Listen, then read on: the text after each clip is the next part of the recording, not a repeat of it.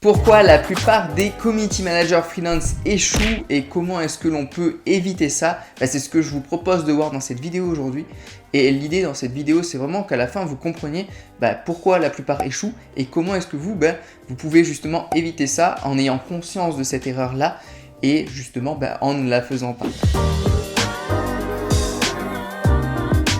Salut SCM et bienvenue sur la chaîne des community managers freelance qui souhaitent développer leur activité avec succès. Donc si tu es nouveau, nouvelle, je t'invite sans plus tarder à t'abonner à la chaîne YouTube, à activer la petite cloche des notifications afin de ne rater aucune des prochaines vidéos qui vont sortir et qui pourraient grandement t'aider dans ton activité de CM freelance.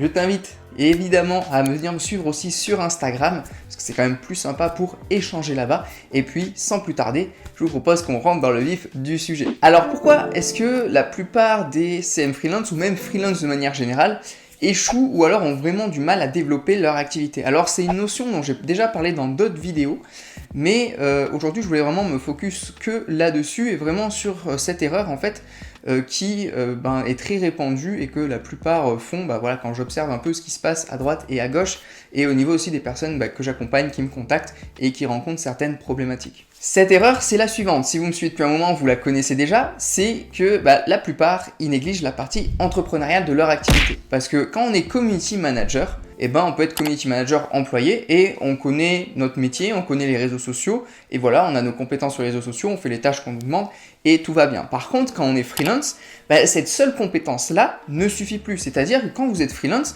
vous montez une entreprise. Et une entreprise, il faut faire rentrer des clients dedans. Et il faut comprendre aussi, une fois que vous avez ces clients, comment les fidéliser, comment faire tourner cette entreprise et faire rentrer de l'argent dedans. Et ça, c'est complètement différent que de savoir comment fonctionnent les réseaux sociaux, comment gérer les comptes de vos clients, tout ça. C'est super et c'est même indispensable, évidemment, dans votre activité, de maîtriser cette partie réseaux sociaux. Mais si vous voulez être freelance, ça ne suffit clairement pas et vous devez donc maîtriser cette partie entrepreneuriale. Alors concrètement, que contient cette partie entrepreneuriale? Qu'est-ce que vous devez comprendre et apprendre pour bien l'appliquer dans votre activité? Eh bien, cette partie entrepreneuriale, elle comprend évidemment le fait de savoir créer son offre ou ses offres, voilà ce que l'on va proposer à nos clients et les résultats qu'on va leur apporter. Mais évidemment, derrière, il faut arriver à trouver ses clients, donc à prospecter. Comment est-ce que je prospecte? Comment est-ce que j'envoie des bons emails? Comment est-ce que j'utilise bien les messageries sur les réseaux sociaux pour aller prospecter mes clients? Comment également est-ce que je fais pour prospecter par appel téléphonique ou même en physique? Voilà, si vous avez des commerçants chez vous, allez les démarcher sur place. Donc comment est-ce que je fais pour bien prospecter, pour prospecter efficacement dans mon activité de CM pour faire rentrer des clients? Également derrière, vous avez prospecté, vous avez peut-être des rendez-vous téléphoniques avec ces clients. Comment est-ce que derrière je vends? Parce qu'une fois au téléphone, il ne suffit pas de dire voilà, je suis CM, j'ai vu que vous avez des réseaux, ça c'est ma grille de tarifs, je vous laisse choisir une offre si ça vous intéresse, puis recontactez-moi, je vous envoie un devis et puis voilà, vous me tenez au courant. C'est pas comme ça qu'on vend, donc il y a aussi une manière d'apprendre à vendre et bien vendre.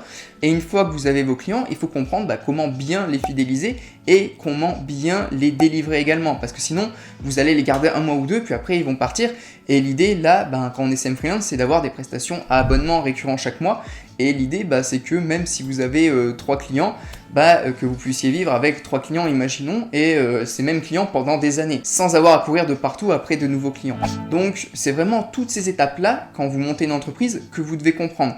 Et ça, le problème, c'est que la plupart des gens qui montent leur entreprise, ils le maîtrisent mal parce que dans les cursus scolaires classiques, c'est pas ce qu'on apprend, dans les organismes de formation non plus.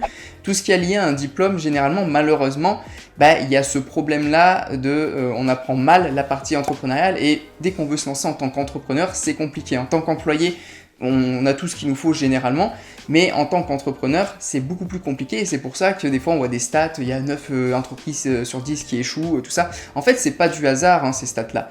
C'est juste qu'en fait, la plupart des gens qui se lancent dans l'entrepreneuriat, ils ne savent pas gérer une entreprise et développer une entreprise. Ils connaissent leur expertise, c'est des bons boulangers, des bons techniciens dans leur domaine, voilà.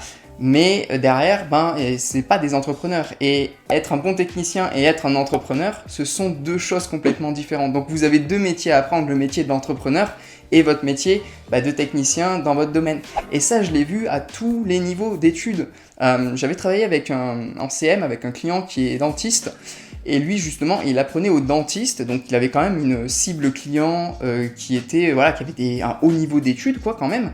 Et il apprenait justement, lui, aux dentistes, à comment bien gérer leur cabinet, à bien le développer et à plus tomber dans ce cercle infernal où beaucoup de dentistes tombent, c'est-à-dire faire énormément d'heures, passer leur temps dans leur cabinet et plus avoir de vie. Et lui, il avait justement réussi à sortir de ça, à vraiment créer un beau cabinet bien structuré avec une belle équipe et à se dégager du temps et à vraiment bien structurer son activité de dentiste de manière entrepreneuriale, gérer son cabinet comme une vraie entreprise et plus du tout être à l'inverse, un peu comme la plupart des freelances ou entrepreneurs, tout seul, la tête dans le guidon, la tête sous l'eau, faire 15 heures par jour, on n'en peut plus, burn-out, tout ça.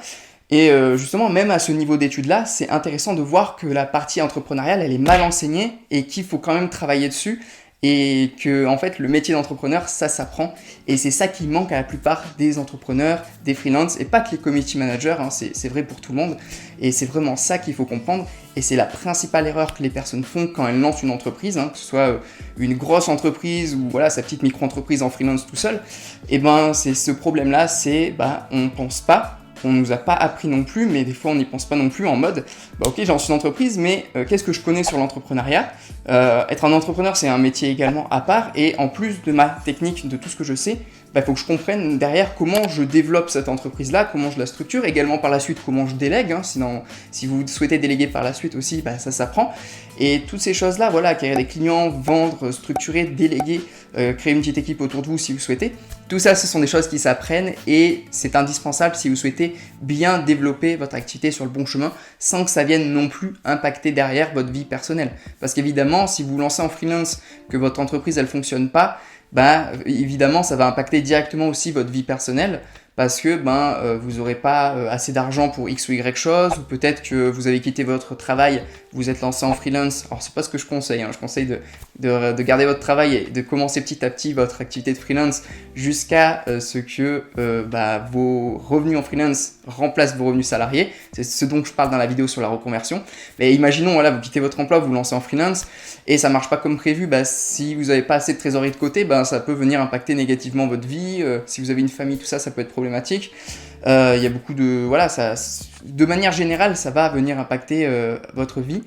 Également des personnes qui ont des clients mais qui sont seules et qui passent leur journée à gérer leurs clients, qui en peuvent plus en fait, au final en voulant prendre de la liberté en lançant leur activité, elles se sont créées une prison. Moi je suis tombé là-dedans aussi, j'avais 5 clients, je faisais tout pour ces clients, c'est-à-dire la création du contenu, CM, je faisais une prestation complète, j'avais 5 clients et ça me prenait toutes mes journées, donc au final je gagnais bien ma vie on va dire, mais au final j'avais plus de vie personnelle parce que tu passes tes journées à faire ça du matin au soir et alors que tu t'es lancé en freelance pour être libre. Donc il y a aussi cette partie-là qui est une erreur que beaucoup font, c'est de pas aussi déléguer et comprendre qu'au bout d'un moment, on peut plus tout faire seul si on veut prendre un peu cette liberté et que notre activité nous rende libre au lieu de créer une prison. Donc voilà les CM sur les principales erreurs que font la plupart des CM freelance et freelance entrepreneurs de manière générale.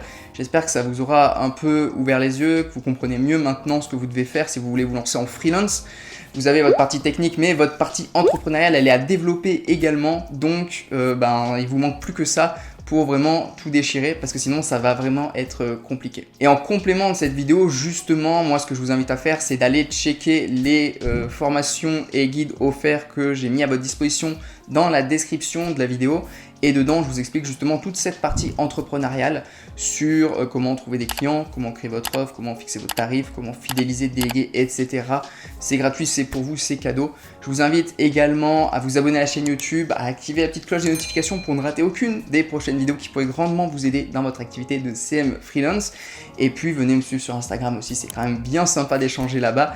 Et voilà, le petit pouce bleu, le commentaire, les petits appels à l'action de youtubeurs, faut se professionnaliser. Et peut-être partager cette vidéo aussi, un CM qui en aurait besoin. Puis dans tous les cas, les CM, moi je vous dis à très vite dans la prochaine vidéo. Restez connectés sur la chaîne, ça arrive très vite. D'ici là, portez-vous bien, ciao.